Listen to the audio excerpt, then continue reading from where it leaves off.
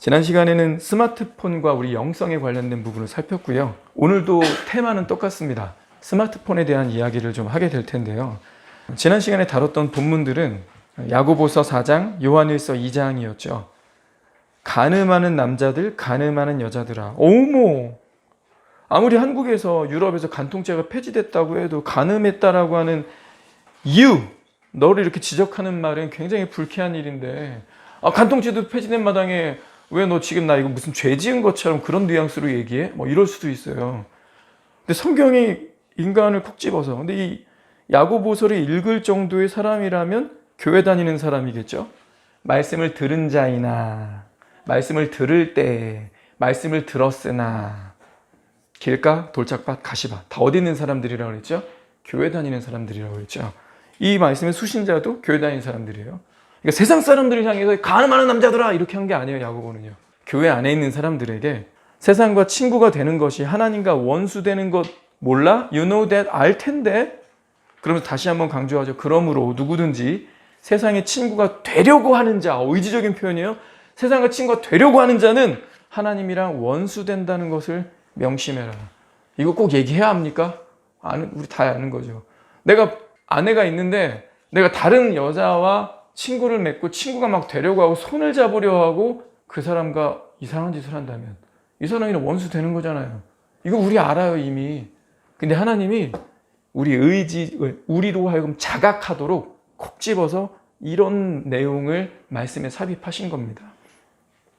요한일서 2장도요. 이 세상이나 세상에 있는 것들, 우리는 세상에 있는 것들 중에 우리의 모든 시선과 마음과 우리의 에너지, 금쪽 같은 나의 시간들을 뺏어먹는 스마트폰을 지적했습니다. 그러니 이 말씀은 이 세상이나 스마트폰을 사랑하지 말라 이렇게 적용을 해도 무리가 없다 그랬죠. 세상을 사랑하면 스마트폰에 푹 빠져 살면 아버지의 사랑이 그 안에 있지 아니하니.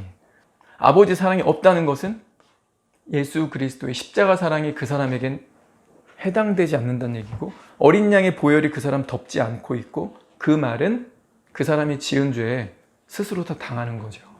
그 사람에겐 속죄가 없다는 얘기입니다. 아버지의 사랑이 그 사람 안에 있지 않으니까 그 사람 가짜고 휴거에서 떨어지고 영원한 형벌을 받게 된다. 이 말씀이 그 맥락이죠. 근데 여기서 우리 뭘 적용했어요? 블랙폰입니다. 블랙폰이 아버지의 사랑이 있음을 확인조차, 각성조차, 내가 좀 내 자신을 돌아보도록 하는 것조차 못하게 만들고, 그런 것들이 쌓이고 시간이 지나니까 자기 기만에 빠져서 평생 교회 잘못 다닌 거야? 영벌이야? 이렇게 된다는 거죠. 우리는 드러난 행위들만, 남들에게 걸린 것만 처벌을 하면서 살아가고 있는데, 전도서 12장은 하나님은 모든 행위와 모든 은밀한 일까지도 심판하실 것이다라고 선언하셨죠. 이 심판하시는 날이 곧 옵니다. 구약뿐만 아니라 신약도 이야기를 했죠. 기록되었으되 주께서 이르시되 내가 죽은 게 아니야. 나 살았어. 살았노니 모든 무릎, 인간으로 태어났으면 그 모든 인간은 내게 무릎을 꿇을 것이고, 그 사람들 입에 다 혀가 있지 자기 입으로 자백을 할 거야. 뭘 자백할까요? 자기 일. 그 사람이 무슨 말을 하고 살았는지, 무슨 행동을 했는지, 왜 그런 선택을 했는지 하나님이 그거 자기 입으로 직접 고백해 이렇게 하신다는 거죠. 우리가 나이 먹을수록요, 남이 사 내 자유야, 내 맘대로 하겠다는데 뭔 상관? 이런 것들이 우리의 몸에 배거든요.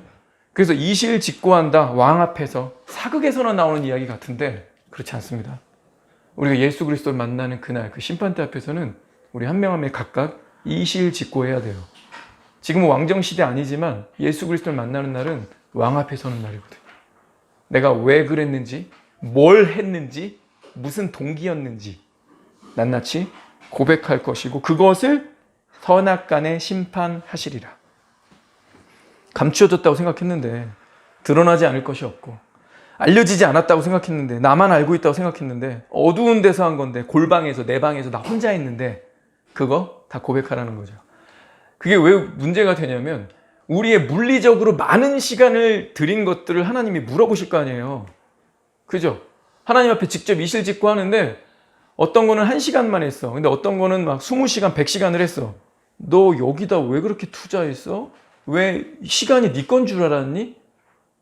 너를 내가 구속했으면, 내 아들 생명 걸고 너를 핏값 주고 샀으면 내 거잖아. 근데 왜 너 네 맘대로 썼어? 뭐에다 그렇게 썼는데? 확인해보자. 네 입으로 얘기해봐. 당연히 우리의 물리적인 시간을 많이 쓴 곳, 금쪽 같은 시간을 쓴 곳, 우리의 에너지와 관심을 많이 두었던 곳은 하나님이 더 많이 물어보시겠죠. 왜 그랬는데? 어제도 그랬는데? 작년에도 그러더라. 한 달 전에도 그러던데? 고칠 의사가 없더라.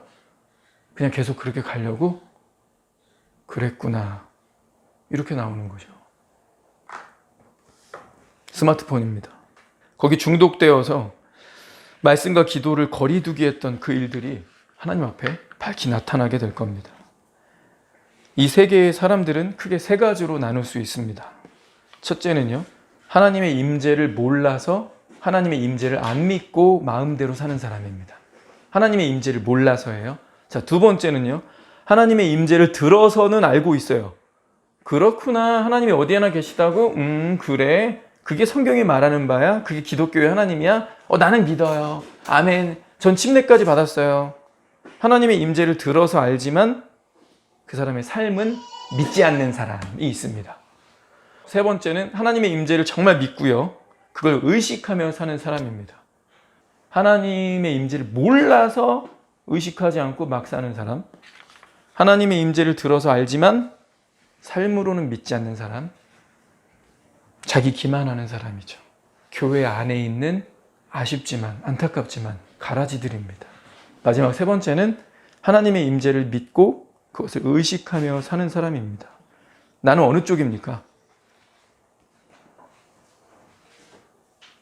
교회를 오래 다녔지만 교회 다닌 것이 무색할 정도로 하나님의 임재가 아니라 하나님의 부재를 삶으로 실천하고 있지는 않습니까? 우리가 주목해야 될 건 하나님의 임재예요. 근데 우리의 삶은, 우리의 말은, 우리의 생각은 하나님의 부재를 믿고 있다. 임재와 부재는 한 끗 차이 같죠. 여기 계시다? 여기 없다. 적어도 지금은 여기 없다. 이게 하나님의 부재 아닙니까? 어느 쪽을 믿냐는 거죠. 전 이게 두렵습니다. 왜냐하면 하나님의 부재라고 하는 의식, 하나님의 부재 의식은요, 기도 없음과 말씀 거리두기로 나타나기 때문입니다. 기도는 인격적 존재를 믿기 때문에 입을 여는 거죠. 생각을 하는 거죠. 그죠? 인격적 존재가 없는데 전화를 누구한테 걸지도 않는데 왜 혼잣말을 해요? 저 이상한 거 아니에요? 정신이 좀 이상한, 왜 혼잣말하니? 뭐 이럴 거 아니에요? 내가 말을 했는데 아무도 안 들어줘. 그럼 나 누구랑 얘기하니? 뭐 이런 말 하잖아요, 우리. 인격적 존재에 대한 실체, 그거에 대한 믿음이 없으면, 하나님의 임재하신다, 하나님이 여기 계시다는 믿음 없으면 기도 안 해요. 기도를 안 하게 됩니다. 그래서 두렵다는 거예요. 둘째로, 그분의 뜻을 알려고 하지 않겠죠. 하나님이 여기 없는데, 하나님이 없는 이 자리에 지금 이 순간은 내 맘대로, 이럴 수 있는 거죠. 그래서 하나님의 부재 의식을 갖고 사는 사람들은 자연스럽게 기도 없음과 말씀 거리두기가 될 수밖에 없습니다. 우리도 교회 다 오래 다녔는데 전 이게 두렵습니다. 선교단 때, 교회 개척 후 참 많이도 교회를 출석하고 모일 때마다 말씀 듣고 기도했는데, 여기선 찬양을 불렀지만 밖에 나가면 가요를 부르고, 여기서는 찬양을 하고 기도하고 말씀을 들었지만 나가면, 전에는 안 그랬는데 블랙폰 세대가 되고 유튜브 세대가 되고 다양한 넷플릭스 뭐 이것저것들이 나오면서 우리들의 많은 시간과 에너지와 관심 전부 다른 것으로 가고 있지 않습니까? 나의 실제, 내 안에 그리스도의 영이 있는가? 그리고 바로 이 자리에 하나님이 계시는가? 이 두 가지가 부재하는 사람들이 있어요. 그리스도의 영이 없으면 그리스도의 사람이 아니다. 크리스찬 아니다. 교회 안에 다녀도. 하나님의 영으로 인도함을 받는 그가 하나님의 사람이라. 근데 하나님의 영, 그리스도의 영이 이 안에 안 계신데 그냥 안 가면 꿉꿉하고 찝찝하고, 그래서 교회는 나오고 있고. 근데 그 사람의 삶에는 하나님이 부재하세요. 나와 나를 둘러싼 이곳에 하나님이 지금 부재하시고 내 안에도 하나님의 영은 없다. 전 이게 두렵습니다. 전 대형교회 목사님들이 유명 목사님들이 자기들이 가지고 있는 영향력 있잖아요. 좀 더 적극적으로 이 스마트폰 얘기를 하셔야 된다고 믿습니다. 좀 더 영향력 있고 여러 사람들의 스팟라이트를 받고 있고 사람들이 들을 수 있는 채널을 가진 사람들이 있어요. 근데 이분들이 스마트폰 얘기를 안 합니다.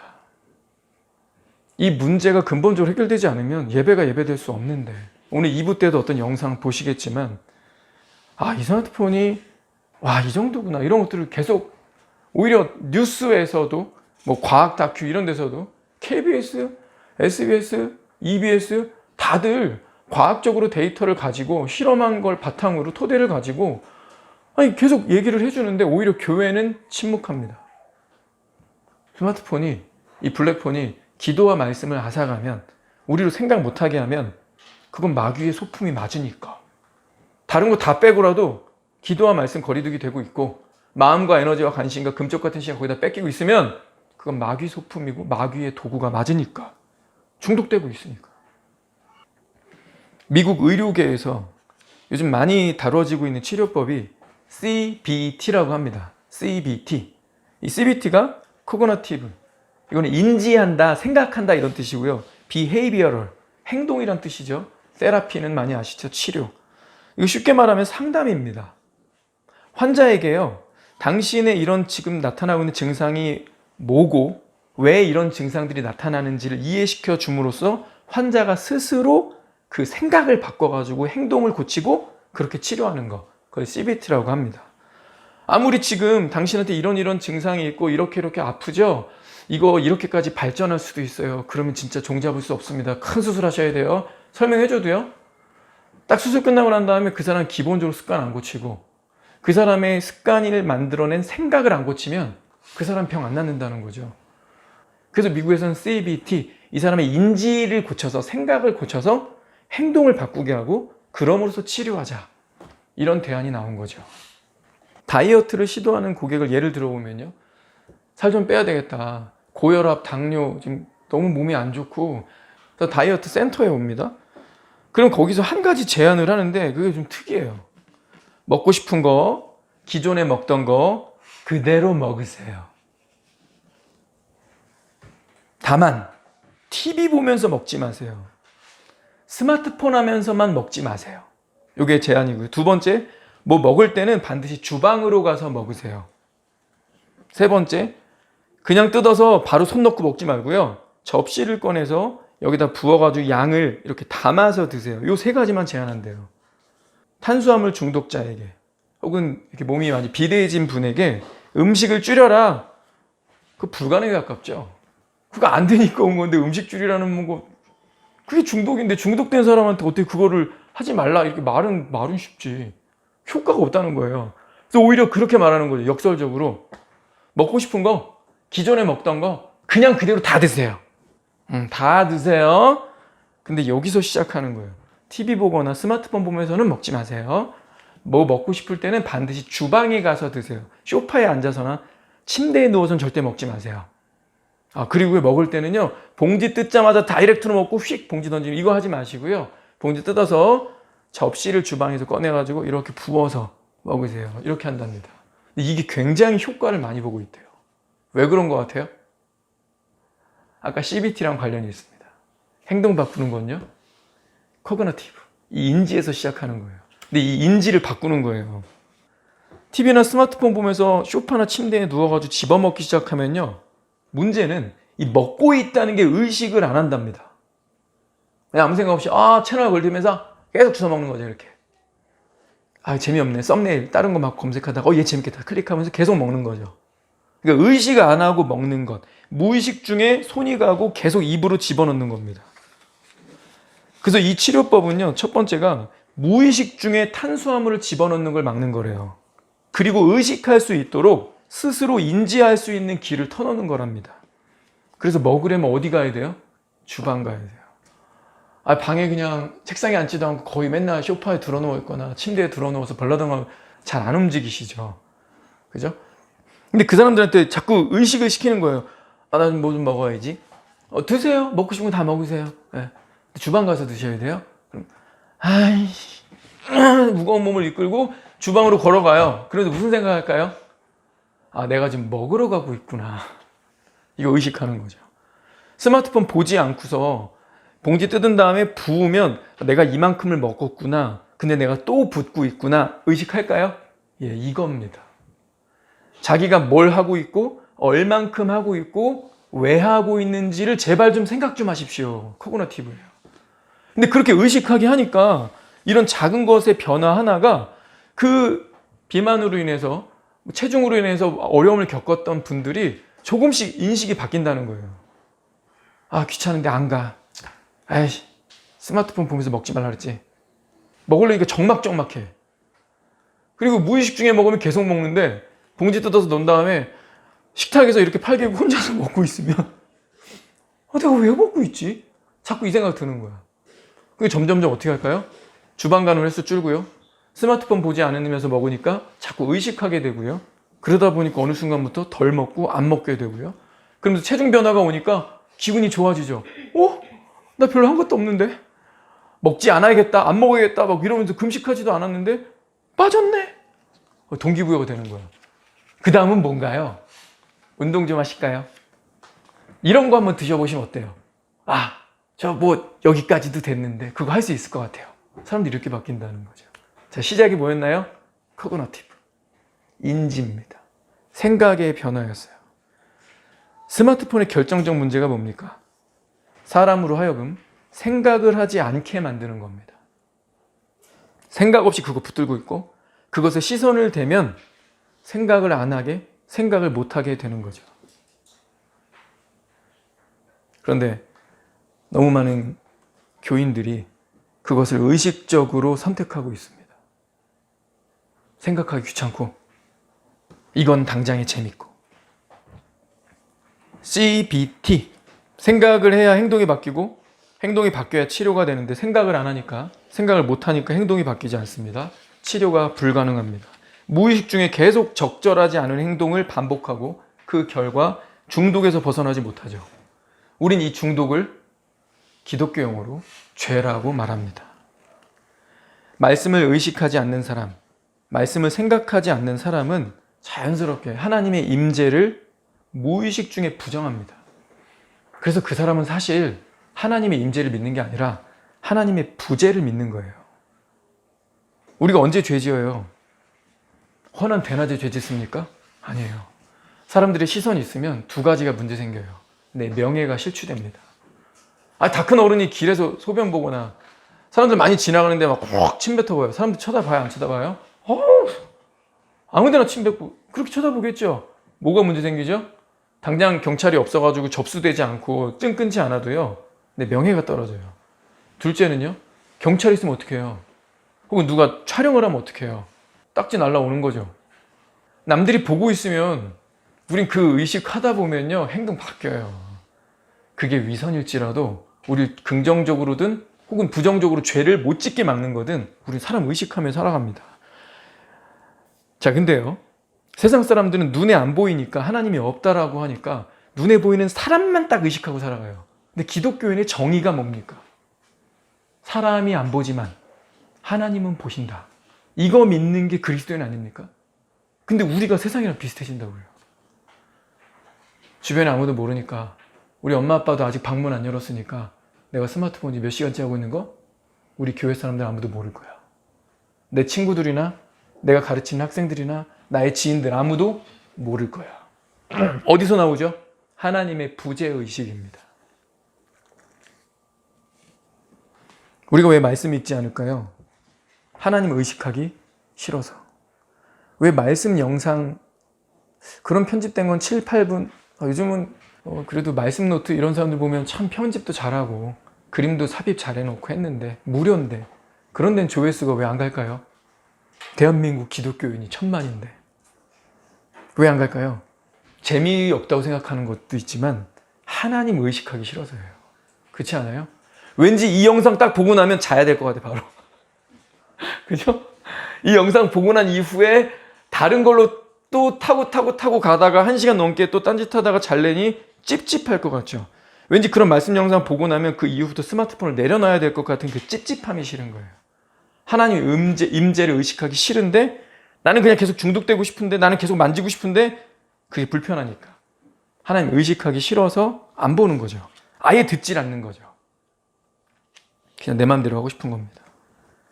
그러나 그런다고 해서 하나님의 임재가 사라집니까? 우리 애들 보면서 참 바보 같다 이놈아, 손바닥으로 하늘을 가려라, 이런 얘기도 어르신들이 했죠. 하늘, 내 눈만 가리면 하늘이 없어.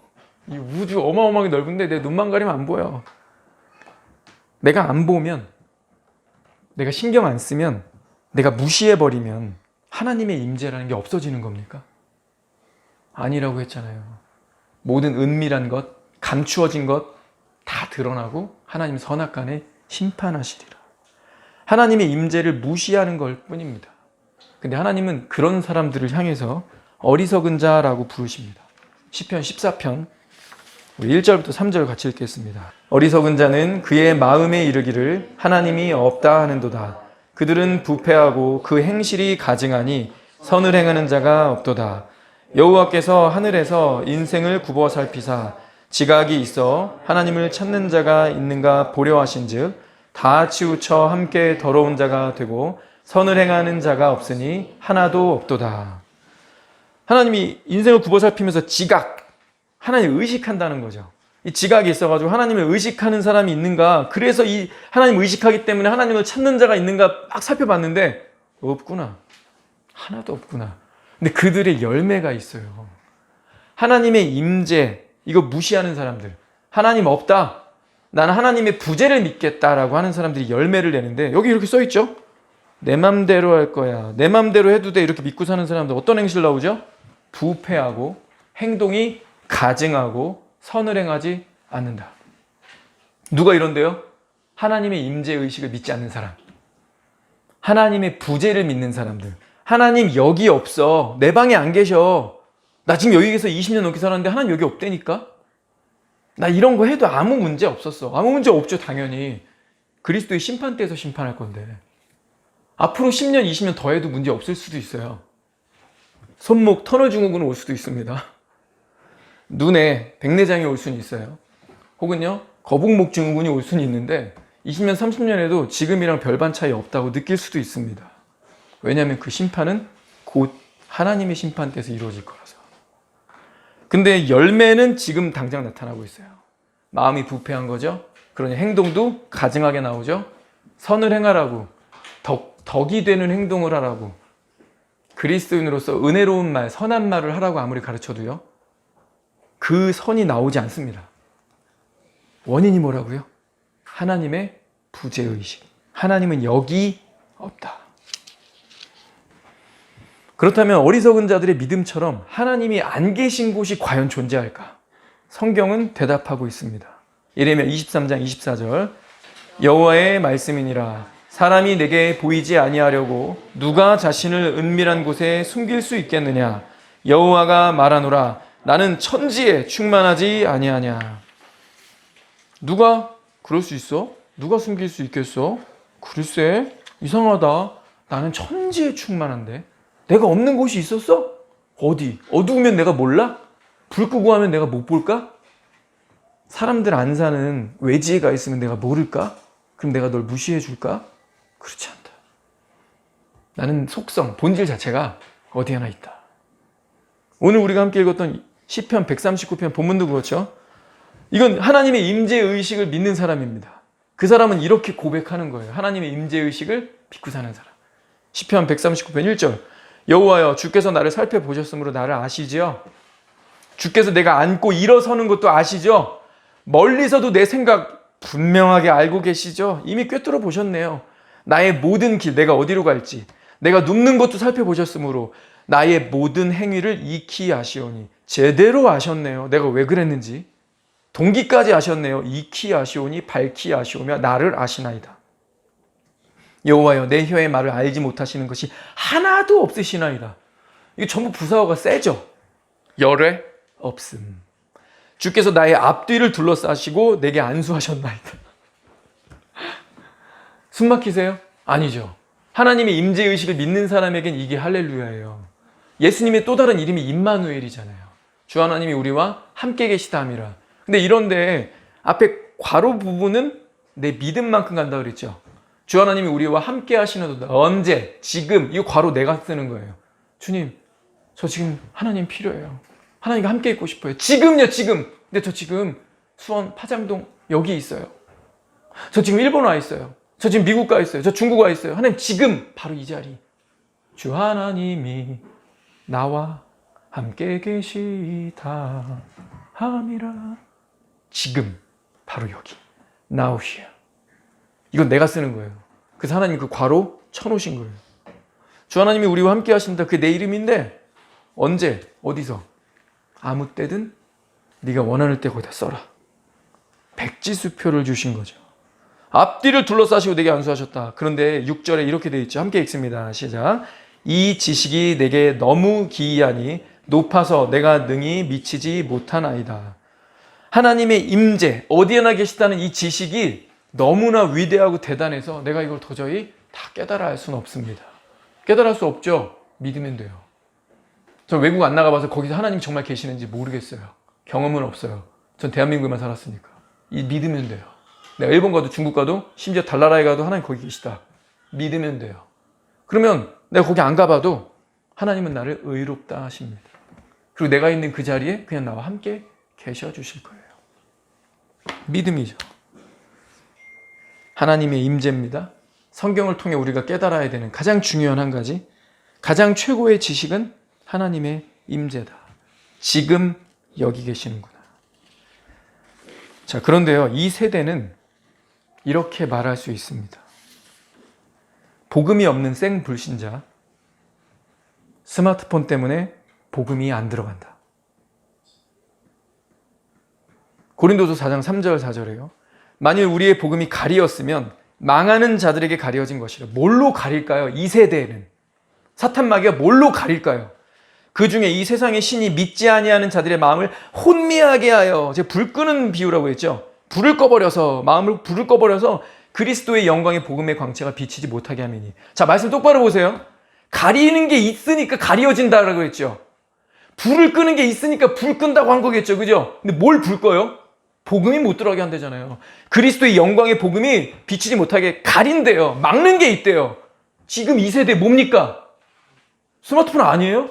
이거 인정이 안 될까요? 교회 다니는 우리조차도 몇 시간씩 여기에 빠져 있는데 아닌 거 알면서도 끝나고 나면 잠들기 직전에 눈 피곤하고 허무한 거 느끼면서도 계속 목마른 사람처럼 계속 그것만 들이키고 있는데 너무 많은 시간을 금쪽 같은 시간을 뺏기고 있는데 이거 인정이 어떻게 안 됩니까? 신자나 불신자나 교회 다니는 사람이나 안 다니는 사람이나 여기 수많은 시간들 거기다 그냥 상납하고 있는데 스스로 자원해서 갖다 바치고 있는데 뭔가 가리고 있어요. 저는 단언할 수 있습니다. 이 세대의 수많은 사람들에게는 복음을 가리는 거 뭘까? 블랙폰이다. 복음이 귀를 막게 하고 내 관심과 마음을 세상에 푹 빠지게 해서 말씀이 들어오지 못하게 한다. 자, 그럼 복음 없는 생 불신자는 스마트폰이 그 사람의 눈과 마음을 가린다고 했어요. 그러면 교회를 다니지만 두 번째 부류죠. 역시 구원받지 못하는 자기 기만에 빠진 사람들은 어떻게 될까요? 데살로니가후서 2장 10, 12절 보면 불의의 모든 속임으로 멸망하는 자들에게 있으리니 이는 그들이 진리의 사랑을 받지 아니하여 구원함을 받지 못함이라. 이러므로 하나님이 진리를 믿지 않고 불의를 좋아하는 모든 자들로 하여금 심판을 받게 하려 하심이라. 자, 말씀 제대로 봅시다. 구원함을 받지 못함이라고 정확하게 써놓으셨죠? 아, 제발 성경 뭉개지 마십시오. 아, 그래도 교회는 은혜고 사랑이고 자비고 내가 이렇게 교회를 오래 다녔고, 그런 얘기하면 안 된다니까요. 구원함을 받지 못함이라. 또 뭐라고 돼 있어요? 심판을 받게 하려 하심이라. 그리스도의 보혈, 어린 양의 보혈이 나를 속죄하고 나를 덮지 않으면 패싱이 없죠. 6월절 안 되고 우리 그냥 다이렉트로 죄 맞는 거예요. 죄의 대가를. 여기에 불의의 모든 속임이 누구한테 있대요? 멸망하는 자들에게 있대요. 불의의 모든 속임의 대표주자, 이 세대 누굴까요? 아, 내가 지금 이거 신경 쓰고 공부해야 되는데 이거 공부 못하게 해. 그래서 시험 떨어지게. 그런 거 있죠. 누구예요? 블랙폰. 아, 우리 애들 내가 학원도 보내고 과외도 시키고 내가 돈을 이렇게 때려 붓는데 얘가 공부 안 하게 만드는 게 있어. 뭐예요? 블랙폰. 근데 그것만입니까? 아, 얘가 예배 드리면 말씀 좀 생각 좀 해야 되는데, 복 있는 사람은 주야로 묵상하는 도다 했는데, 고작 일요일에 교회 한 번밖에 안 가면서 그 일요일에 들은 말씀조차도 묵상을 안 해. 생각하면서 내가 구원받은 사람인가 아닌가, 내가 진짜인가 가짜인가 생각해야 되는데 생각하지 못하게 만들어. 있죠? 누구예요? 그놈 있잖아요, 그거. 블랙폰. 우리 생각해야 사는데, 생각해야 변화가 생기고 세라피, 치료가 되는데, 이 코그니티브를 막는 게 있잖아요. 뭐예요? 블랙폰입니다. 성경은 정확하게 얘기했기 때문에 우리 정상 참작 안 돼요. 여기 이렇게 써있죠? 진리의 사랑을 받지 아니했대요. 그래서 구원 못 받는 거예요. 예수 그리스도의 진리의 사랑 우리에게 충분히 언급이 됐고 선포됐고 말씀을 우린 들었습니다. 근데 그 사람이 안 받은 거래요. 또 뭐라고 되어 있어요? 진리를 믿지 않았대요. 그리고 어느 쪽으로 기울었대요? 불의를 좋아한대요. 불의의 대표주자 이 세대 누굽니까? 그놈 있잖아요. 우리가 블랙폰 보면서 의로워지는 걸 느낍니까? 그럼 계속 보세요. 우리가 썸네일에 끌려서 이거 클릭하는 거 다른 성도들이 알면 쪽팔린데, 아씨 내가 몇 시간째 지금 계속 요거 보고 이 썸네일에 끌려서 요거 다 봤다는 거 성도들이 알면, 혹은 누구 소개받아서 나갔는데 내가 이런 사람이라는 거 저 사람이 알면, 모르면 몰랐지 알면 비호감이라고 하지 않을까? 우리 의롭게 합니까? 불의하게 합니까? 적어도 불의한 건 하나는 확실하죠. 시간 도둑질 했잖아요. 그 의로운 거 아니죠. 너희는 이 세대를 본받지 말고, 이 세대가 자기 시간이라고 생각하면서 블랙폰에 자기 맘대로 소유하고 있는데, 너의 시간, 너의 에너지 누구 것이냐? 예, 주님의 것입니다. 이게 그리스도인이라면서요. 근데 그거 계속 거기 썼으니 불의한 거 맞잖아요. 근데 여기 누가 심판을 받는데요? 불의를 좋아하는, 블랙폰을 좋아하는 모든 자들로 심판을 받게 하려 하십니다. 데살로니가 3장 2절은요. 전 참 이 말씀 굉장히 애석합니다. 우리를 부당하고 악한 사람들에게서 건지시옵소서 하라. 믿음은 모든 사람의 것이 아니니라. 믿음이 어떻대요? 모든 사람의 것이 아니니라. 이거 누가 읽고 있는데요? 교회 다니는 사람들. 믿음은 교회 다닌다는 사람들 모두의 것이 아니다. 그러니까 교회 안에 가짜들이 있고, 교회 안에 휴거에서 떨어진 사람이 있고, 교회 실컷 다니지만 불못에 들어갈 사람들 쎄고 쎄다는 거죠. 그럼 이 한 절 되게 이렇게 가슴 아리지 않습니까? 믿음은 모든 사람의 것이 아니라, 아하, 누군 떨어지겠군, 누구는 지옥 가겠군, 누구는 같이 교회에서 한솥밥 먹고 애찬에 참여했는데 애찬에 암초였어? 영원의 형벌로 떨어지는 거야? 야, 같이 심판받는데 천사가 머리 딱 잡고 불못에 싹 던질 때 나는 그걸 보면서 어떻게 해야 되지? 어머 안녕, 잘 가, 불쌍하다, 우리 영원히 못 보는 거야, 너도 그건 알지? 안녕. 어떻게 해야 돼 이거? 놀리는 거 아닙니다. 심각해야 돼요. 우리가 속상하고 가슴 아픈 거는 옆에 교회 다니는 사람, 그 사람의 부모님 돌아가셔서가 아니에요. 같은 교회예요. 맞죠? 우리가 병문안 뭐라도 사두고 가는 거는 모르는 세상 사람이 아니에요. 아는 교회 사람이니까 들고 가는 거죠. 자, 근데 우리가 그 심판대에 서서 그럴 거 아니에요.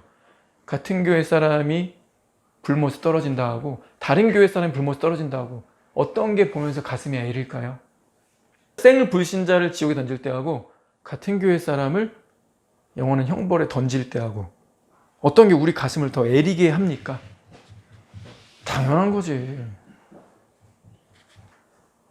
우리 생각해야 되는데. 코그니티브. 그래야 행동이 바뀌는데. 그래야 치료가 되는데. 그거 막는 거 뭐라고요? 블랙폰. 로마서 12장 1, 2절. 그러므로 형제들아 내가 하나님의 모든 자비하심으로 너희를 권하노니 너희 몸을 하나님이 기뻐하시는 거룩한 산 제물로 드리라. 이는 너희가 드릴 영적 예배니라. 너희는 이 세대를 본받지 말고 오직 마음을 새롭게 함으로 변화를 받아 하나님의 선하시고 기뻐하시고 온전하신 뜻이 무엇인지 분별하도록 하라. 너희 몸을 거룩한 산 제물로 드리라. 너희 몸을 무의식 중에 내가 하고 싶은 거, 내 편한 거 하려고 하지 말고 내 몸을 의식 중에 예배로 드려라. 이것이 너희가 드릴 영적 예배니라. 자, 근데 여기 영적 예배라고, 영적이라고 번역된 원래 단어는요, 그냥 합리적인 예배다 이런 거예요. 합리적인, 말이 되는, 적절한 이런 뜻입니다. 이거 그 문자적으로 번역하면 이것이 너희가 드릴 합리적인 예배다. 이것이 너희가 드릴 말이 되는 예배다.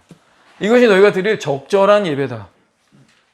우리 몸을 예배로 드리는 것이 합리적이라는 거죠. 그게 말이 된다는 거예요. 여기 하나님이 기뻐하시는, 하나님이 기뻐하시고 두 번이나 언급됐죠. 하나님이 내 몸을 드리는 거룩한 예배를 원하십니다. 이 세대를 본받지 말고 마음을 새롭게 해서 변화를 받아 하나님께 예배를 드리라. 그거 안 하면 어떻게 되는데요? 그게 적절한 말이 되는 합리적인 거라고 하셨는데 그거 안 하면 어떻게 되는데요? 딴짓하니까요. 기승전, 이 세대는 뭐죠? 기승전 블랙폰이니까. 로마서 6장 12절 13절 그러므로 너희가 죄가 너희 죽을 몸을 지배하지 못하게 하여 몸의 사욕에 순종하지 말고 또한 너희 지체를 불의의 무기로 죄에게 내주지 말고 오직 너희 자신을 죽은 자 가운데서 다시 살아난 자 같이 하나님께 드리며 너희 지체를 의의 무기로 하나님께 드리라. 몸의 사욕, 몸을 지배, 뭐가 하고 있죠? 블랙폰이네요. 불의의 무기, 죄에게 내주는 것, 뭐죠? 이 세대의 대표주자? 블랙폰입니다. 이거 어떻게 하래요? 순종하지 말고, 지배하지 못하게 하고, 내주지 말고! 뭐 하래요? 하나님께 드리며, 하나님께 드리라. 우리 몸을 하나님께 드리지 않으면 결국 몸의 사욕, 죄에게 불의의 무기로 내주게 된다는 거죠. 진공상태는 정말 없네요. 하나님께 안 드리면 죄에게 내주게 된다. 16절은 이렇게 얘기합니다. 너희 자신을 종으로 내주어 누구에게 순종을 하든지 그 순종함을 받는 자의 종이 되는 줄을 너희가 알지 못하느냐. 어떤 이는 죄의 종으로 사망에 이르고 어떤 이는 순종의 종으로 의에 이르느니라. 우리 몸을 어디로 드리는지가 사망에 이를지 의에 이를지를 결정한답니다. 사망은 결과가 뭘로 끝나죠? 영원한 형벌. 의로움은 뭘로 끝나죠? 영원한 하나님의 나라, 천국 아닙니까? 그래서 바울이 마지막으로 다시 한번 똑같은 권면을 하면서 끝냅니다. 우리 19절 함께 읽고 오늘 마치겠습니다. 19절 너희 육신이 연약함으로 내가 사람의 예대로 말하노니 전에 너희가 너희 지체를 부정과 불법에 내주어 불법에 이른 것 같이 이제는 너희 지체를 의에게 종으로 내주어 거룩함에 이르라. 우리 몸을 예배로 드리지 않으면 어디로 간대요? 부정과 불법으로. 우리 몸을 하나님께 드리면 우리 몸을 의에게 종으로 내주어서 어디에 이른다? 거룩함에 이른다.